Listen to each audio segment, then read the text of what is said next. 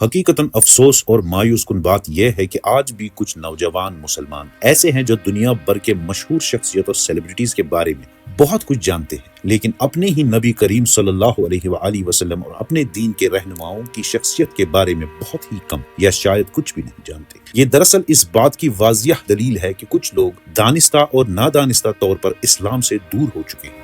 ان سے یہ سوال ضرور کیا جانا چاہیے، تم حقیقت میں امام حسین علیہ السلام کے بارے میں کیا جانتے ہو، جو اس عظیم بیداری اور حیرت انگیز انقلاب کے اعلیٰ رہنما تھے؟ اس ویڈیو میں آپ ان کی زندگی کے واقعات اور تفصیلات سے واقف ہوں گے، کیونکہ یہ بات پہلے سے ہی معلوم ہے کہ کسی عمل کی قدر و قیمت کا اندازہ اس شخصیت کے معیار سے لگائی جاتی ہے جس نے اسے انجام دیا ہو، اور عظمت اسی کے ذریعے حاصل ہوتی ہے جو اسے اپنے اندر رکھتا ہو۔ نسب کے لحاظ سے امام حسین علیہ السلام دنیا کے سب سے معزز انسان ہیں۔ وہ خود امام ہیں، ایک امام کے بیٹے ہیں، ایک امام کے بھائی ہیں اور اماموں کے والد ہیں۔ ان کے والد امیر المؤمنین علی ابن ابی طالب علیہ السلام ہیں۔ ان کے بھائی امام حسن علیہ السلام جو نیکوکار، اعلیٰ ذکی اور جنت کے نوجوانوں کے سردار ہیں۔ ان کے بیٹے امام علی ہے جو سجدہ کرنے والوں کی زینت زین العابدین کہلاتے ہیں، اور ان کی نسل سے باقی عطا معصوم امام ہے۔ ان کی والدہ فاطمہ الزہرا سلام اللہ علیہا ہے جو نبی کریم صلی اللہ علیہ وآلہ وسلم کی بیٹی اور تمام جہانوں کی عورتوں کی سردار ہے۔ ان کے دادا والد کی طرف سے ابو طالب علیہ السلام ہے جو مکہ کے سردار رسول اللہ صلی اللہ علیہ وآلہ وسلم کے محافظ اور اسلام کے مددگار تھے، جبکہ ان کے نانا ماں کی طرف سے خود خاتم النبیین اللہ کے محبوب حضرت محمد بن عبداللہ صلی اللہ علیہ وآلہ وسلم ہے۔ یہ ہے امام حسین علیہ السلام کا نسب۔ پھر اس دنیا میں کون سا انسان ہے جو ایسی عظیم نسبت رکھتا ہو؟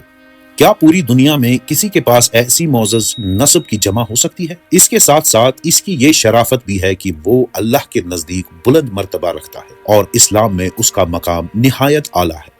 وہ اہل بیت علیہ السلام کے 12 اماموں میں تیسرے امام ہیں، جن کے بارے میں اللہ تعالیٰ فرماتا ہے، اور ہم نے انہیں امام بنایا جو ہمارے حکم سے رہنمائی کرتے تھے، اور ہم نے انہیں نیک اعمال کرنے، نماز قائم کرنے اور زکوٰۃ ادا کرنے کی وحی کی، اور وہ سب ہمارے عبادت گزار تھے۔ وہ ان لوگوں میں تیسرے ہیں جنہیں اختیار اولو الامر دیا گیا ہے، جن کی اطاعت کا اللہ نے حکم دیا ہے۔ اے ایمان والو، اللہ کی اطاعت کرو اور رسول کی اطاعت کرو، اور ان کی بھی جو تم میں سے صاحب اختیار ہے۔ ان کی امامت اور ان کے بڑے بھائی امام حسن علیہ السلام کے بارے میں ایک مشہور روایت ہے کہ نبی کریم صلی اللہ علیہ وآلہ وسلم نے فرمایا، حسن اور حسین دونوں امام ہیں، چاہے وہ کھڑے ہوں یعنی اپنے حق کا مطالبہ کریں، یا بیٹھے ہوں یعنی اپنے حق کا مطالبہ نہ کریں۔ وہ اہل بیت علیہ السلام کے ان افراد میں سے ہیں جن کے بارے میں اللہ تعالیٰ نے فرمایا، اللہ نے ان سے ہر طرح کی ناپاکی دور کر دی اور انہیں مکمل طور پر پاک و صاف کر دیا، یعنی وہ 14 معصومین میں 5ویں ہیں، رسول اللہ صلی اللہ علیہ وآلہ وسلم، امام علی ابن ابی طالب علیہ السلام، سیدہ فاطمہ زہرا سلام اللہ علیہا، امام حسن علیہ السلام، امام حسین علیہ السلام، اور پھر امام حسین علیہ السلام کی نسل سے آنے والے باقی 9 ائمہ علیہم السلام۔ وہ نبی کریم صلی اللہ علیہ وآلہ وسلم کی ذریات الاطرح میں سے ہیں، جنہیں خود نبی کریم صلی اللہ علیہ وآلہ وسلم نے اللہ کی محترم کتاب یعنی قرآن کے برابر قرار دیا، اور انہیں ان 2 گرہ قدر چیزوں یعنی الثقلین میں شامل فرمایا جو نبی صلی اللہ علیہ وآلہ وسلم نے اپنی امت کے لیے چھوڑی۔ آپ صلی اللہ علیہ وآلہ وسلم نے فرمایا، بے شک میں تمہارے درمیان 2 گرہ قدر چیزیں چھوڑے جا رہا ہوں، اللہ کی کتاب اور میری اطرت یعنی میرے اہل بیت علیہم السلام۔ وہ ان 4 افراد میں سے تھے جنہیں نبی صلی اللہ علیہ وآلہ وسلم اپنے ساتھ لائے اور انہیں اپنے بیٹوں کے طور پر پیش کیا۔ جب نجران کے عیسائیوں کے ساتھ مباہلہ کیا گیا، قرآن میں اللہ تعالیٰ ان کے بارے میں فرماتا ہے، ہمارے بیٹے یعنی حسن اور حسین اور تمہارے بیٹے۔ یہ ان کی فضیلتوں اور اعلیٰ صفات میں سے چند ہے، ورنہ ان کی خوبیاں اس سے کہیں زیادہ ہے جنہیں یہاں بیان نہیں کیا جا سکتا۔ وہ 3 شعبان 4 ہجری تقریباً 11 جنوری 626 کو مدینہ منورہ میں پیدا ہوئے۔ خود رسول اللہ صلی اللہ علیہ وآلہ وسلم نے ان کا نام حسین رکھا، جیسے اس سے پہلے ان کے بڑے بھائی کا نام حسن رکھا تھا۔ عربوں میں اس سے پہلے کسی نے ایسا منفرد نام نہیں رکھا تھا۔ رسول اللہ صلی اللہ علیہ وآلہ وسلم ان دونوں سے بے حد محبت کرتے تھے اور فرماتے تھے، یہ دونوں میرے اس دنیا کے پھول ہے یا لخت جگر ہے۔ اے اللہ، میں ان دونوں سے محبت کرتا ہوں، پس تو بھی ان دونوں سے محبت فرما، اور اس شخص سے بھی محبت فرما جو ان دونوں سے محبت کرے۔ نبی کریم صلی اللہ علیہ وآلہ وسلم نے خود ان کی پرورش فرمائی، یہاں تک کہ وہ بہترین مثال اور قرآن پر عمل کرنے والے کامل مسلمان کی اعلیٰ مثال بن گئے، جسے اسلام قائم کرنا چاہتا ہے۔ اس طرح وہ پوری انسانیت کے لیے عظیم ترین مثال بن گئے اور ہر انسانی خوبی اور کمال اپنے اندر جمع کر لیا۔ نبی صلی اللہ علیہ وآلہ وسلم نے انہیں جنت کے تمام نوجوانوں کی سرداری عطا فرمائی، جیسے کہ ایک مشہور روایت میں آیا ہے، حسن اور حسین جنت کے نوجوانوں کے سردار ہیں۔ یہ بات واضح ہے کہ اسلام کے نزدیک سرداری سیادت کا مطلب زیادہ بافضیلت، زیادہ کامل اور علم و عمل میں سب سے بڑھ کر ہونا ہے۔ بلا شبہ جنت کے نوجوانوں سے مراد جنت کے تمام باشندے ہیں، تاہم اس میں ایک استثناء ہے، یعنی ان کے نانا رسول اللہ صلی اللہ علیہ وآلہ وسلم اور ان کے والد امام علی علیہ السلام، جو اس عمومی حکم سے مستثنیٰ ہے، جیسا کہ دیگر دلائل سے ثابت ہوتا ہے۔ بس امام حسن علیہ السلام اور امام حسین علیہ السلام جنت کے تمام باشندوں کے سردار ہیں، کیونکہ جنت میں ہر شخص جوان ہوگا، نہ بوڑھا ہوگا نہ درمیانی عمر کا، جیسا کہ روایت میں آیا ہے۔ اوپر بیان کی گئی باتوں کی بنیاد پر امام حسین علیہ السلام نے اپنے نانا رسول اللہ صلی اللہ علیہ وآلہ وسلم کے ساتھ 6 سال گزارے اور اس کے بعد مزید 51 سال زندہ رہے۔ اس کا مطلب ہے کہ جب آپ شہید ہوئے تو آپ کی عمر 57 سال تھی، تاہم یہ بھی کہا جاتا ہے کہ شہادت کے دن آپ کی عمر 58 سال تھی، اس رائے کی بنیاد پر کہ آپ کی پیدائش 3 ہجری میں ہوئی تھی۔ امام حسین علیہ السلام نے اپنی زندگی اللہ کی عبادت، اس کے رسول صلی اللہ علیہ وآلہ وسلم کی اطاعت اور لوگوں کی خدمت میں گزاری۔ آپ کی زندگی عظیم ترین قربانی پر ختم ہوئی۔ تاریخ میں اپنی پاکیزگی اور صفات کے لحاظ سے مشہور ہے۔ وہ لوگوں میں سب سے زیادہ علم رکھنے والے، اعمال میں سب سے بہترین، سب سے زیادہ سخی، سب سے زیادہ باادب، سب سے زیادہ برداشت کرنے والے، سب سے زیادہ مہربان، نرم دل اور سب سے زیادہ بہادر اور دلیر تھے۔ یہ تمام باتیں ثابت شدہ حقائق ہے جن پر مؤرخین اور سیرت نگاروں کا اتفاق ہے، اور یہ روایات ویسے پیمانے پر نقل ہوئی ہے یہاں تک کہ ان کے دشمن بھی ان کی صفات اور کردار کا انکار نہیں کرتے۔ روایت ہے کہ معاویہ بن ابی سفیان کو امام حسین علیہ السلام کی طرف سے ایک خط ملا، جس میں امام نے معاویہ کے تمام جرائم، برائیاں اور بدعنوانیوں کو بیان کیا تھا۔ اس وقت اس کا بیٹا یزید بھی موجود تھا اور اس نے دیکھا کہ امام حسین علیہ السلام نے اپنے خط میں اس کے باپ کو کس طرح بیان کیا ہے۔ وہ غصے میں آ کر بولا، اے میرے باپ، حسین کے مقابلے میں خاموش نہ رہو، اسی انداز میں اس کا جواب دو جیسے اس نے تمہیں لکھا ہے، تاکہ اس کا غرور ٹوٹ جائے۔ معاویہ نے اپنے بیٹے یزید کو جواب دیا، اے میرے بیٹے، میں اس میں کوئی ایسی برائی نہیں پاتا جسے بیان کر کے اسے رسوا کر سکوں، نہ ہی کوئی ایسی کمی جس کے ذریعے میں اسے شرمندہ کر سکوں۔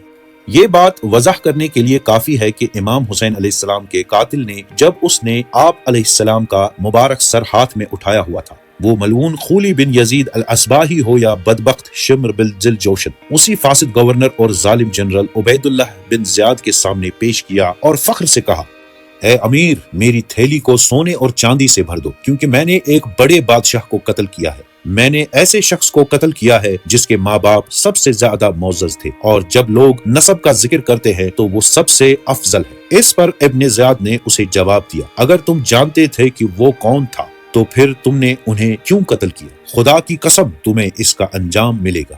مشہور مصری مورخ عباس العقد نے اپنی کتاب ابو الشہداء الحسین ابن علی میں لکھا ہے، حسین نے 57 سال زندگی گزاری۔ ان کے دشمن بھی تھے جو کبھی سچ بولتے تھے اور کبھی جھوٹ، لیکن ان میں سے کوئی بھی ان پر ایک بھی عیب لگانے میں کامیاب نہ ہو سکا، اور نہ ہی ان کی فضیلتوں میں سے کسی چیز کا انکار کر سکا۔ ایک اور جگہ وہ کہتے ہیں، حسین بے مثال صفات، آداب، اخلاق اور رویے کے مالک تھے۔ جو کچھ ان کے پاس تھا وہ ان کے نانا نبی صلی اللہ علیہ وآلہ وسلم اور ان کے والد امام علی علیہ السلام جیسا تھا۔